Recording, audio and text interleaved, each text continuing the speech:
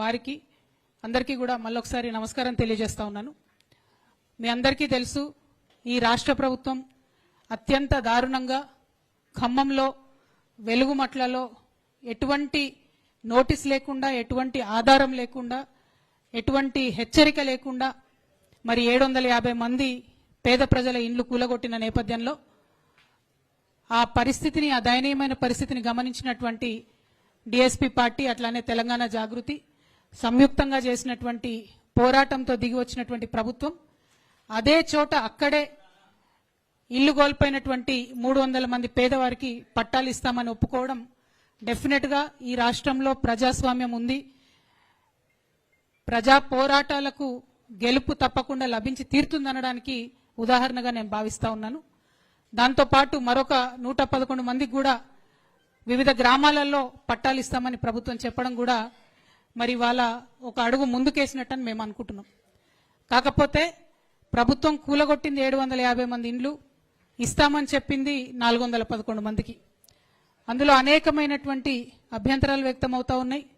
అనేక మందికి ఇంకా కూడా మాకు అన్యాయం జరిగిందనేటటువంటి భావన మాకు రిపీటెడ్గా క్షేత్రస్థాయి నుంచి వస్తున్నటువంటి సమాచారం ద్వారా మేము తెలుసుకున్నాం. ఆ తర్వాత డాక్టర్ విశారదన్ గారు మళ్ళీ ఒకసారి నిన్న ఖమ్మంలో మరి పరిస్థితి ఏంటి ఇట్లా జరుగుతుందని తెలుసుకోవడానికి వెళ్ళినప్పుడు వారిని నిన్న కూడా మళ్ళీ అరెస్ట్ చేసి, నిన్న కూడా డే అంతా నిర్బంధించి, అక్కడ కలెక్టర్ గారు కనీసం అపాయింట్మెంట్ ఇవ్వకుండా, జాయింట్ కలెక్టర్ గారు కనీసం అపాయింట్మెంట్ ఇవ్వకుండా అన్యాయంగా మరి అసలు జరుగుతున్నది ఏంటి, ఈ ప్రొసీజర్లో క్లారిటీ ఏంటి అనేటటువంటి పారదర్శకత లేకుండా, ట్రాన్స్పరెన్సీ లేకుండా ఎందుకు ప్రభుత్వం వ్యవహరిస్తుందనేది అర్థం కానటువంటి విషయం. మరి ఏ ప్రభుత్వమైనా డెమోక్రసీలో ట్రాన్స్పరెన్సీ అనేది అత్యవసరం కాబట్టి ఆ ప్రభుత్వం నుంచి ఈ క్లారిఫికేషన్ రాబట్టాలన్న ఉద్దేశంతో మరి మేము ఆలోచిస్తున్నటువంటి సందర్భంలో జస్టిస్ చంద్రకుమార్ గారిని మేము సంప్రదించడం జరిగింది. వారిని సంప్రదించిన మేరట అట్లనే ఈ సమాజంలో చాలా నిస్వార్థంగా పనిచేస్తున్నటువంటి అనేక మందిని కూడా మరి ఈ సమస్యను వివరించినప్పుడు వారందరి నుంచి వచ్చినటువంటి రెస్పాన్స్ ఒకటే. ముఖ్యంగా జస్టిస్ చంద్రకుమార్ గారు మీకు తెలుసు, మన రాష్ట్రంలో అనేక రోజుల నుంచి పోరాటం చేస్తున్నారు. ఆర్మీ మేజర్ మదన్ మోహన్ గారు వారు చెన్నై నుండి ఉన్నారు. ఈ సంఘటన అంతా చూసి స్పందించి మరి అసలు ఈ విషయం ఏంటి మేము కనుక్కుంటాము అని చెప్పి వారు మమ్మల్ని కోరినప్పుడు మేము ఇంట్రెస్ట్ ఉన్నటువంటి వాళ్ళందరినీ కూడా మరి ఈ విషయం కనుక్కోనండి అని చెప్పి మేము వారిని సంప్రదించడం జరిగింది. ఆ తదుపరి కార్యాచరణ తీసుకొని మరొక కమిటీగా వాళ్ళందరూ కూర్చొని ఏర్పాటు చేసుకున్నారు. అందరూ కూడా చాలా సీనియర్సు, అందరూ కూడా జర్నలిస్టులు, లాయర్లు, professors, retired high court judge, army major గారు, వీరందరూ కూడా ఇవాళ మన తెలంగాణ పేదల పక్షాన నిలబడడానికి రావడం, వారి వారి ఉద్యోగాలు చేస్తూ వారు సమయం ఇవ్వడం అన్నది నిజంగా కూడా వారు నేను మనస్ఫూర్తిగా అభినందనలు తెలియజేస్తున్నాను, ధన్యవాదాలు తెలియజేస్తా ఉన్నాను. ఎందుకంటే వారి సమయాన్ని వెచ్చించి ఈ తెలంగాణ పేద ప్రజలకు ఏదో చేయాలని వారు అనుకోవడం అన్నది నిజంగా కూడా ముదావహం. మరి దాన్ని ఆహ్వానిస్తూ వారికి ప్రభుత్వం సంపూర్ణంగా సహకరించాలని ఈ సందర్భంగా నేను డిమాండ్ చేస్తా ఉన్నాను. నిన్న ఒక పొలిటికల్ పార్టీ అధ్యక్షుడిగా పోనీ విశారదన్ మహారాజ్ గారికి కలెక్టర్ గారు కలవలేదు అంటే ఒకంత అందులో న్యాయం ఉంది. కానీ రేపటి నాడు ప్రజల పక్షాన, ఒక సిటిజన్స్ ఫోరం పక్షాన వెళ్తున్నటువంటి వీరందరికీ అక్కడ ఉన్న అధికారులంతా కూడా సంపూర్ణంగా సహకరించాలని చెప్పి కూడా నేను మనస్ఫూర్తిగా కోరుకుంటూ ఉన్నాను. అల్టిమేట్ గా మేము కోరేది ఒకటే, ప్రభుత్వం ప్రజా పోరాటాలకు దిగి వచ్చి 300 మందికి ఇండ్లు ఇస్తామని చెప్పింది. కానీ దాన్ని సంపూర్ణ న్యాయం జరగాలి. డిసెంబర్ 9 నాడు గృహప్రవేశం అని చెప్పారు. ఈ 8 నెలల కాలంలో మరి ఆ పేద ప్రజలు ఎక్కడుంటారు, వారికి సంబంధించినటువంటి హౌస్ రెంట్ ఏంది, స్కూల్ ఖర్చులు ఏంది, జరిగినటువంటి నష్టానికి పరిహారం ఏంది, ఇటువంటి అనేక అంశాలు కూడా మా ముందున్నాయి. కాబట్టి వీటినంతా కూడా కంప్లీట్గా సంపూర్ణంగా ఈ ప్రజలకు న్యాయం జరిగేంత వరకు మేము ప్రయత్నిస్తాం. మరి కమిటీగా ఏర్పడి వెళ్తున్నటువంటి వారికి కూడా అక్కడ ఉండేటటువంటి స్థానికంగా జాగృతి కార్యకర్తలు అందరూ కూడా సహకరించాలని కోరుతూ, అందరికన్నా ముఖ్యంగా ప్రభుత్వం సహకరించాలని చెప్పి నేను డిమాండ్ చేస్తా ఉన్నాను. ఈ సందర్భంగా ఇవాళ రాష్ట్రంలో జరుగుతున్నటువంటి అంశాలని కూడా మనందరం ఒకసారి గమనించుకోవాలి. ప్రత్యేకించి మనము మేధావులుగా నమ్మి వారి డైరెక్షన్లో, కొంతమంది డైరెక్షన్లో నడుస్తూ ఉన్నాం తెలంగాణ సమాజంగా. నేను ఈ కమిటీకి ముందుకొచ్చినటువంటి వారందరినీ అభినందిస్తూనే ప్రొఫెసర్ కోదండరామ్ గారు కావచ్చు, ఆకునూరి మురళి లాంటి వాళ్ళు కావచ్చు, అట్లానే ప్రొఫెసర్ హరగోపాల్ గారు లాంటి వాళ్ళు కావచ్చు, వారందరినీ కూడా నేను ఓపెన్గా ఇన్వైట్ చేస్తా ఉన్నా. రండి, మీరు ఒకసారి ఖమ్మం వచ్చి చూడండి దయచేసి. ఎంత కర్కశంగా, ఎంత దారుణంగా, ఎంత అన్యాయంగా అప్పటికప్పుడు కట్టుబట్టలతోని బయటకు వెళ్ళగొడితే పేదవారి పరిస్థితి ఏమైతున్నది చూడండి. చూసి ప్రభుత్వానికి మీరు కూడా సలహాలు సూచనలు ఇవ్వండి. నేను డాక్టర్ విశారదన్ గారు పోతే మమ్మల్ని అరెస్ట్ చేసి జైళ్లలో పెడుతున్నారు. మీరు ప్రభుత్వంతో కలిసి పనిచేస్తున్నటువంటి వ్యక్తులుగా మీ సలహాలు సూచనలు తొందరగా స్వీకరిస్తుందేమో ప్రభుత్వం మాకు తెలియదు. కానీ మీరు ఇది కరెక్ట్ సమయం, సందర్భం, పేదల పక్షాన నిలబడాల్సినటువంటి సందర్భం. ఒక మేధావి మౌనం సమాజానికి చాలా నష్టం చేస్తుందని చెప్తారు. మౌనం పాటించకండి దయచేసి. ప్రొఫెసర్ కోదండరామ్ గారైనా, ఆకునూరు మురళి గారైనా, ప్రొఫెసర్ హరగోపాల్ గారైనా, మీరంతా ఇది కరెక్ట్ సందర్భం. ఖమ్మం ప్రజల్ని, వారి కష్టాలని గమనించవలసిందిగా నేను కోరుతున్నాను. మరి ఇప్పుడు జరుగుతున్నటువంటి ఎఫర్ట్, ఈ కమిటీ ఒక న్యూట్రల్ గా ఉండేటటువంటి కమిటీ కాబట్టి ప్రభుత్వం సహకరించి, ముఖ్యంగా జిల్లా కలెక్టర్, అక్కడ ఉండేటటువంటి కమిషనర్ గారు, వీరందరికీ కూడా మరి సహకరించి సవ్యంగా వారు చేసేటటువంటి పని సాగే విధంగా సహకరిస్తారని చెప్పి మేము కోరుకుంటూ మరి ఈ సందర్భంగా డాక్టర్ విశారదన్ గారిని మాట్లాడవలసింది కోరుతున్నాం. మీడియా మిత్రులందరికీ నమస్తే. రాష్ట్రంలో జరుగుతున్న పరిణామాలన్నీ మీ అందరూ చూస్తున్న విషయమే. వెలుగుమట్ల భూబాధితులకు సంబంధించినటువంటి ఆద్యంత పోరాటం అది ఎక్కడి నుంచి మొదలైంది, ఆ పోరాట పరిణామం అంతా జర్నలిస్ట్ మిత్రులంతా చూస్తున్నారు. అందులో ప్రధాన 1-2 ఘట్టాలతో మీకు ఒక 3 minutes చెప్పి ముగిస్తాను.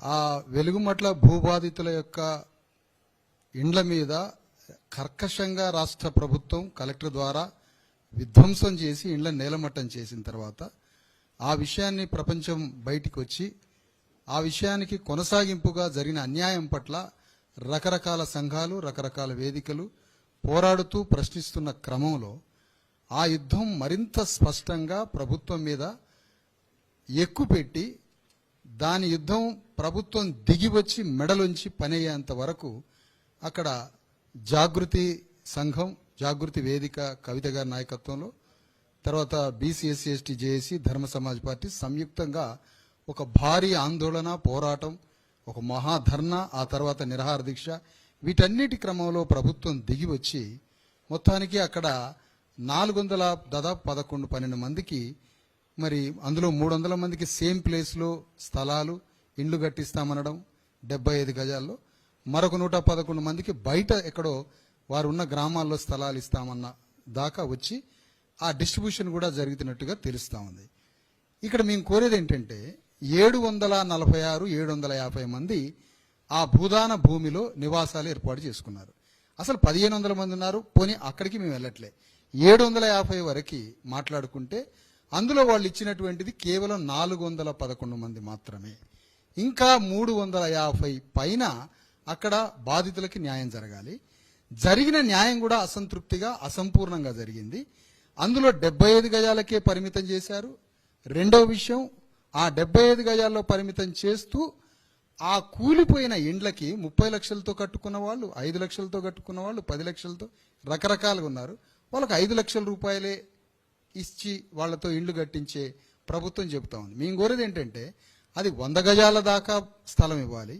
750 మందికి అక్కడే 100 గజాల స్థలం కేటాయించి వాళ్ళ కూలిపోయిన ఇండ్లకి విలువకు తగ్గట్టుగా భవనాలు, ఇండ్లని నిర్మించి అక్కడ ఆత్మగౌరవంతో 750 మందికి అదే స్థలంలో ఆత్మగౌరవంతో వాళ్ళకి పట్టాలిచ్చి భవనాలు కట్టించి సకల సదుపాయాలతో రోడ్లు, facilities, current, water, everything sanitation కల్పించి అక్కడే వాళ్ళని సెల్ఫ్ రెస్పెక్ట్గా నిలబెట్టాలనేది మా స్థూలమైన డిమాండ్ మాది.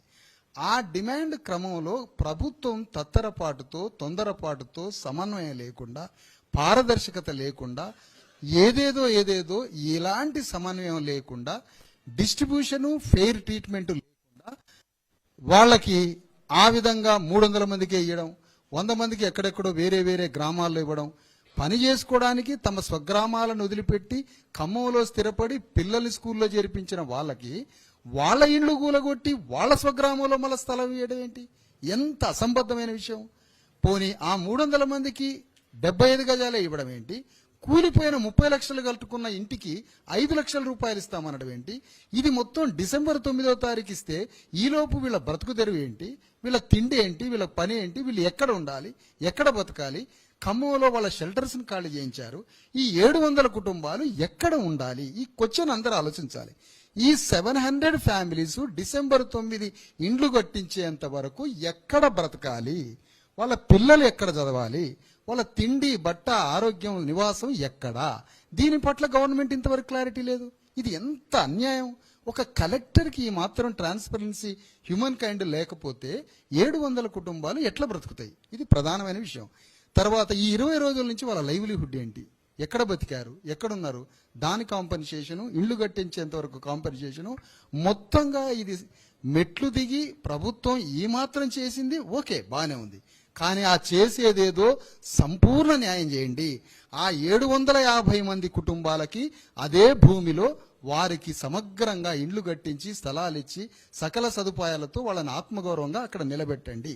ఈ సంపూర్ణ న్యాయం ప్రభుత్వం నుంచి జరగడానికి మేముగా ఉద్యమ వేదికలుగా పోరాడుతూ ప్రయత్నిస్తున్నప్పుడు అరెస్టులు, పోరాటాలు, నిర్బంధాలు ఇంత వికృతంగా, తీవ్రంగా ఉంటున్న ఈ క్రమంలో మేము, మేడం కవిత గారు జాగృతి అధ్యక్షురాలు, నేను, మా సంబంధించిన ఉద్యమ ప్రతినిధులు, జస్టిస్ చంద్రకుమార్ గారు, మనందరికీ తెలిసిందే రాష్ట్రంలో ఒక పెద్ద మనిషి, అందరికీ పేదల విషయంలో ఒక దిక్కుగా మారినటువంటి ఒక గొప్ప మహోన్నత వ్యక్తి. ఆ వ్యక్తిని మేము కలవడం జరిగింది. వారిని సంప్రదించిన తర్వాత వారి నుంచి వచ్చినటువంటి మాట, వారందరూ కలిసి ఒక ఫ్యాక్ట్ ఫైండింగ్ కమిటీ, నిజ నిర్ధారణ కమిటీ, వెలుగుమట్ల భూబాధితులకు సంబంధించిన పోరాట క్రమము, ప్రభుత్వం వారిని పట్ల వ్యవహరించిన వైఖరి, ఆ తర్వాత ప్రభుత్వం దిగి వచ్చి అసమన్వయంగా, సమన్వయం లేని విధంగా, సంపూర్ణ న్యాయం జరగని విధంగా చేసిన తీరు, వీటన్నింటి పట్ల ఒక నిజ నిర్ధారణ చేసి, ఆ నిజ నిర్ధారణ ద్వారా, మీ ఏ అంశాల జోలికి వెళ్ళట్లేదండి, నిజ నిర్ధారణ ద్వారా అదే భూదాన భూమిలో నివసిస్తున్న 750 కుటుంబాలకి సంపూర్ణ న్యాయం జరగడానికి ఒక నిజ నిర్ధారణ ఫ్యాక్ట్ ఫైండింగ్ కమిటీ అవసరము అన్న భావన జస్టిస్ చంద్రకుమార్ ద్వారా వెలిబుచ్చడం జరిగింది. దాని క్రమంలోనే వారు ఒక 10, 11, 12 మందిగా ఒక కమిటీ బృందంగా ఏర్పడి, అది రేపు ఖమ్మం వెళ్ళడానికి, రేపు ఉదయానికి ఖమ్మం వెళ్ళి భూబాధితుల్ని కలవడం, ఏ భూమిలో ఇళ్లు కూలగొట్టారో ఆ భూమికి వెళ్ళడం, ఇదంతా ఒక డెమోక్రాటిక్ కాన్స్టిట్యూషన్ వేలో, ఒక పీస్ఫుల్ మెథడ్లో, ఒక ఉన్నతమైనటువంటి హైకోర్టు జడ్జి, రిటైర్డ్ జడ్జి, మానవ హక్కుల కోసం దశాబ్దాలుగా తపలు పడుతున్నటువంటి ఒక మహాన్ వ్యక్తి ఆధ్వర్యంలో డెమోక్రటిక్ వేలో ల్యాండ్ దగ్గరికి వెళ్తుంది, డెమోక్రటిక్ వేలో విక్టిమ్స్ దగ్గరికి వెళ్తుంది, డెమోక్రటిక్ వేలో ఎగ్జిక్యూటివ్ అధికారులను కలుస్తూ ఉంది, బాధితులను కలుస్తూ ఉంది, డిఫరెంట్ డిపార్ట్మెంట్స్ని కలుస్తూ ఉంది. మేము ఇక్కడి నుంచి కోరేది ఏంటంటే, మమ్మల్ని అరెస్ట్ చేశారు, సంతోషం. నిన్న 7 పోలీస్ స్టేషన్లు తిప్పారు, సంతోషం, ఓకే, జరగనియండి. అది మీకు సంబంధించిన మీ విచక్షణ, మీ విజ్ఞతకు వదిలేస్తున్నాం. నిన్న కలెక్టర్ రాలే, కలెక్టర్ ఆఫీస్కి జాయింట్ కలెక్టర్ రాలే. ఇది ఎందుకు అంటున్నానంటే, ఇంత గొప్ప కమిటీ అక్కడికి చేరుతుంది. ఈ కమిటీకి ప్రభుత్వం 100% అన్ని రకాలుగా, వీరు నిజ నిర్ధారణ కమిటీ, ఇది న్యూట్రల్, ఇందులో మా ఆర్గనైజేషన్ మెంబర్స్ లేరు, ఏ ఆర్గనైజేషన్కి సంబంధించిన బయాస్గా, పక్షపాతంగా ఎవరు లేరు. ఒక న్యూట్రల్ ప్రొఫెసర్లు, జ్యుడిషియరీకి సంబంధించిన వారు, లీగల్ ఎక్స్పర్ట్స్, స్వచ్ఛంద సంస్థలు, జర్నలిస్ట్ బృందాలు ఇందులో ఉన్నాయి. ఇంత స్వచ్ఛమైన తటస్థ వైఖరితో, ఎలాంటి బయాస్, పక్షపాతం లేని ఒక చైర్మన్గా, ఒక జస్టిస్ గారి చంద్రకుమార్ ఆధ్వర్యంలో, మరియు ఒక major army major retired sir, Madras నుంచి, తమిళనాడు నుంచి వచ్చినటువంటి గ్రేట్ మ్యాన్ మదన్ గారు, మోహన్ గారు, రిటైర్డ్ మేజర్ మిలిటరీ, వారు తమిళనాడులో చాలా ఫేమస్ నేషనల్ పర్సనాలిటీ. వీళ్ళందరూ కలిసి నిజ నిర్ధారణకి, ఫ్యాక్ట్ ఫైండింగ్కి వెళ్ళి ఇదంతా న్యాయం చేయడానికి, బాధితులకి గవర్నమెంట్ తోటి డైలాగ్, పీస్ఫుల్ వేలో మాట్లాడటానికి ప్రభుత్వం దీనికి సహకరించాలని కోరుతా ఉన్నాం. మొత్తంగా వెరసి మరి జస్టిస్ చంద్రకుమార్ గారు మాట్లాడాలని కోరుతున్నాను. దానికి ముందు మీరేమన్నా